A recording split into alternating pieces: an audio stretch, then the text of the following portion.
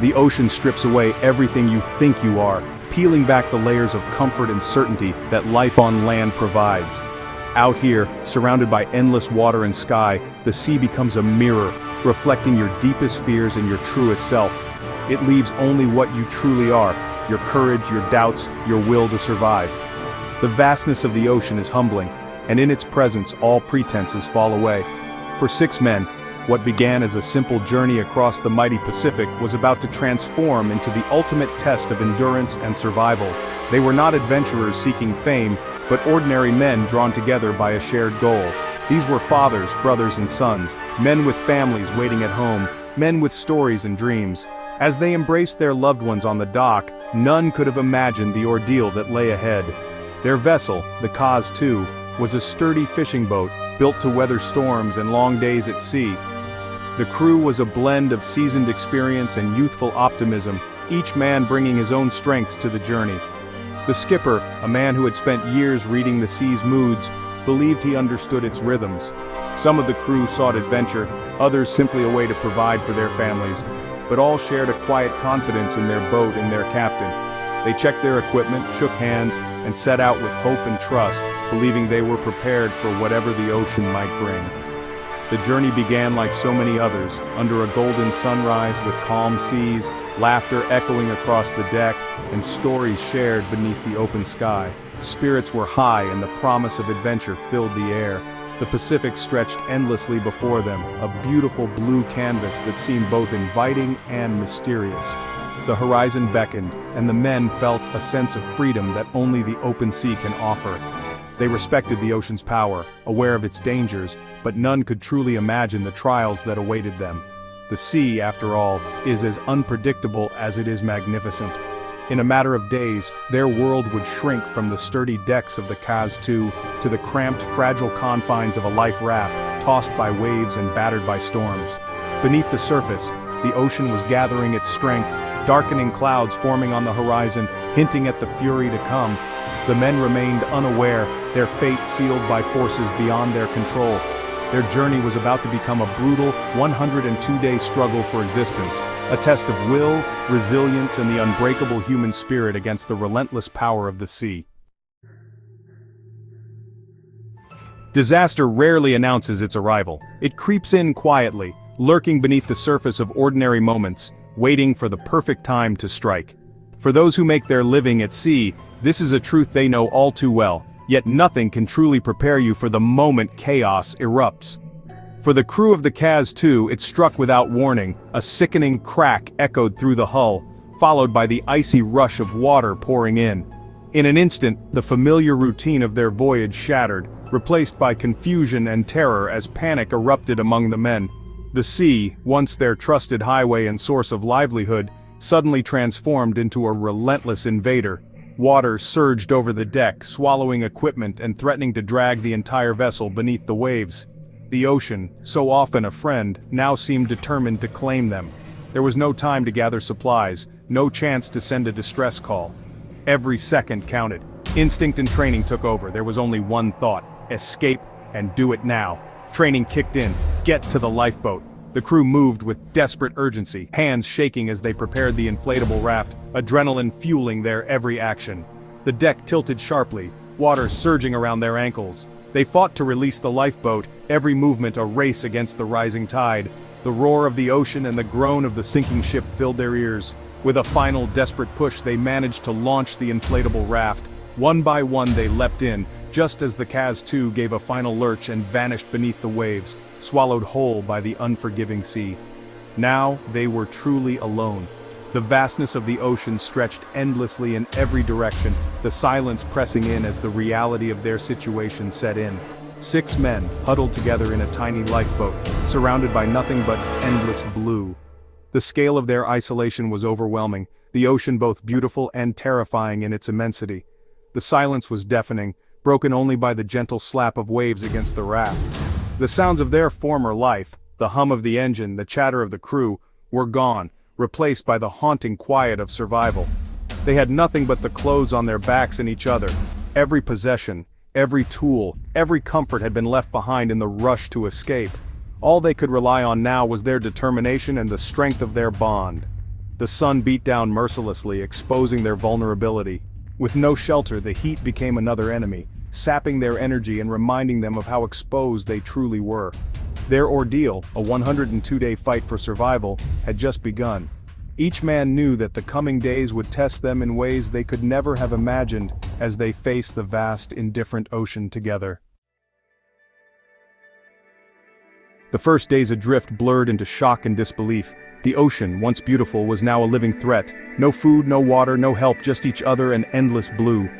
Thirst struck first, their mouths dry and lips cracked. Drinking seawater was a death sentence, so they resisted. They established routines, rationing energy, huddling for warmth, and keeping watch for any sign of life. Small tasks gave them purpose and order. Despair was a constant threat, but they fought it by sharing stories of home and family. They made a pact. No one would give up. They would face this together, as a team. Their bond, forged in disaster, became their greatest survival tool. Every day was a battle against hopelessness. They learned that survival was as much mental as physical. Together they refused to surrender. Hunger gnawed at them, a constant ache in their bellies, but survival demanded innovation and relentless determination. With every passing hour, the vast blue seemed more unforgiving, and the men knew that if they were to endure, they would have to outthink the ocean itself. With no fishing gear, they improvised, bending scraps of metal into crude hooks, unraveling threads from their clothing to twist into makeshift fishing lines. Every scrap of material was precious, every idea a potential lifeline. They worked together, sharing what little they had, their hands trembling from hunger but steady with hope. They noticed small fish sheltering in the raft's shadow, drawn by the faint promise of safety beneath the hull. The survivors watched and waited, seizing the opportunity when the fish came close, knowing that even the smallest catch could mean the difference between despair and survival. The first catch was tiny, barely enough for a mouthful, but it was hope made real, a sign that the sea could provide, if only they were clever and patient enough to take what it offered. Eating raw fish gave them energy, a jolt of life that pushed back the exhaustion. The taste was sharp and unfamiliar, but it was nourishment, and with each bite their spirits lifted. Even a small meal was a victory against the emptiness. They became hunters, not just victims, transforming desperation into action. Each attempt to fish was a lesson, each failure a chance to improve their technique. They learned to read the water, to sense when fish were near, and to work together in silence and focus. Fishing became their lifeline, a daily ritual that demanded patience and teamwork. They studied the sea's rhythms, learning when the fish would gather and how to attract them with whatever bait they could find. The ocean became both adversary and provider. Occasionally, a seabird landed on the raft, rare, precious food that brought excitement and a surge of hope. Catching a bird was a challenge, but when they succeeded, it was a feast, a reminder that luck could still find them even in the emptiest places. Every catch was a celebration, a shared victory that brought the men together. They divided each meal equally, savoring every bite, knowing that unity was as important as food in their fight to survive. They worked as a team, pulling life from the empty blue, their efforts synchronized by necessity and hope. Each successful catch was a testament to their resilience and their refusal to give in to despair. Each meal was a reminder they could fight back against the odds. Gratitude filled their hearts, and for a moment, the vast ocean felt a little less lonely. Their resourcefulness kept them alive. Every day they found new ways to use the scraps around them, turning trash into tools and despair into determination. The ocean tested them with storms and hunger, but they adapted, learning to read the weather and conserve their strength. Each challenge made them stronger, more united in their will to survive. Every day they learned a little more about survival. Together, they endured, drawing strength from each other, and from the small victories that kept hope alive in the endless blue. Thirst was the true tyrant. Surrounded by water, they were dying of dehydration. The temptation to drink seawater was immense, but deadly. Their only hope was rain. When the first storm came, they caught water with cupped hands, clothes, anything they could. That first drink was pure joy. They learned to rig a canvas to funnel rainwater into makeshift containers. Every shower became a frantic effort to collect every drop. Strict rationing was essential, small sips, carefully measured. The struggle for water defined their existence. Reading the sky for rain became a daily ritual. Every drop was a victory against death. The ocean's moods shifted without warning. Storms battered their raft, waves towering and relentless. They clung together, bailing water, shivering in the cold. The raft groaned under the strain, but they held on. As if storms weren't enough, sharks began circling. At first, just a distant fin, then bold bumps against the raft. With no real weapons, they used fists and a metal shard to fend off attacks. The threat from below was constant, terrifying. They learned to defend themselves, showing the sharks they weren't easy prey. Between storms and predators, they could never truly rest. Survival meant perpetual vigilance.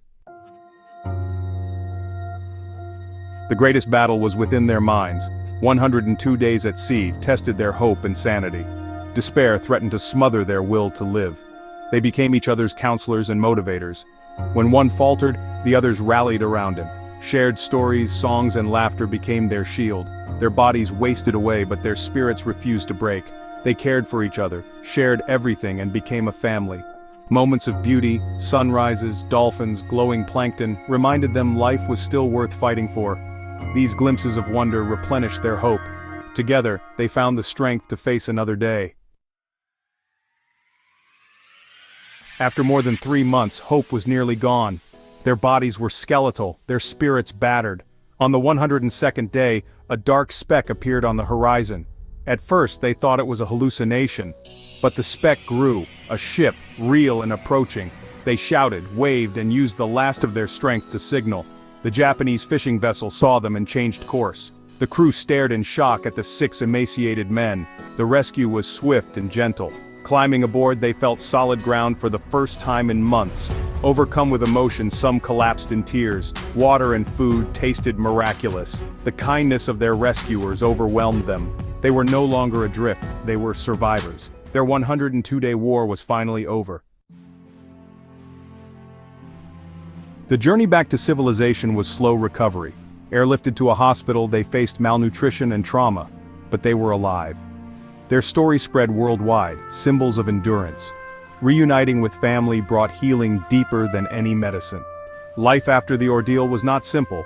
The scars ran deep, nightmares and trauma lingered, but they had each other. The bond forged in the lifeboat was unbreakable.